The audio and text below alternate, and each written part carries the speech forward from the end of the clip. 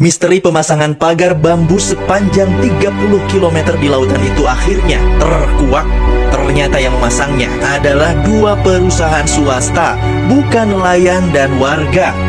Mengejutkannya lagi, ternyata kawasan laut itu sudah di-kafling-kafling menjadi 256 HGB. Padahal Mahkamah Konstitusi sudah mengeluarkan larangan atas hal tersebut. Ironis, padahal efek buruk yang ditimbulkan pemasangan pagar bambu itu tidak main-main. Alih-alih mencegah abrasi laut sebagaimana klaim sebagian orang, Walhi menyebutkan justru pagar-pagar itu dapat menghambat laju arus laut, memicu kekeruhan air, juga dapat menimbulkan penumpukan sedimen. Bagi nelayan, pagar bambu itu mengurangi ruang tangkap dan memperpanjang jalur pelayaran. Secara pendapatan, mereka pun terancam.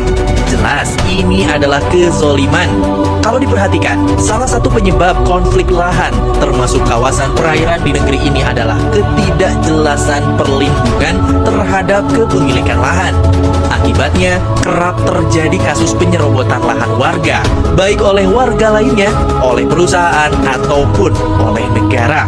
Islam sesungguhnya memiliki solusi atas konflik ini. Dalam Islam, lahan diklasifikasikan menjadi 3 kepemilikan: milik pribadi, milik umum, dan milik negara.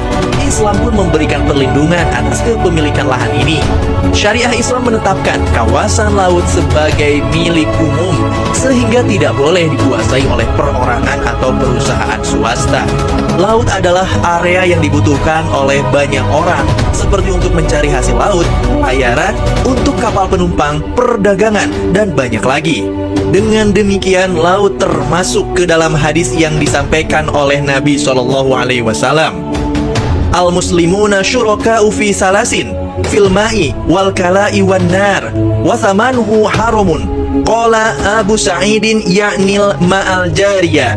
Kaum muslim berserikat atau memiliki hak yang sama dalam 3 hal: air, rumput, dan api. Hadis riwayat Ibnu Majah. Jadi, lautan tidak boleh dimiliki secara individu, baik oleh pribadi maupun swasta, karena bisa mengganggu kepentingan umum. Negara seharusnya serius melarang siapa saja yang melakukan pemagaran di tanah-tanah yang mestinya bisa diakses oleh umum, termasuk lautan. Sayangnya, sulit kita mengharapkan ketegasan semacam ini di bawah kepemimpinan yang bercorak kapitalis seperti sekarang ini. Kita membutuhkan kepemimpinan Islami yang berkomitmen menjalankan syariah tanpa berkompromi dengan para kapitalis yang membawa kepentingan pribadinya.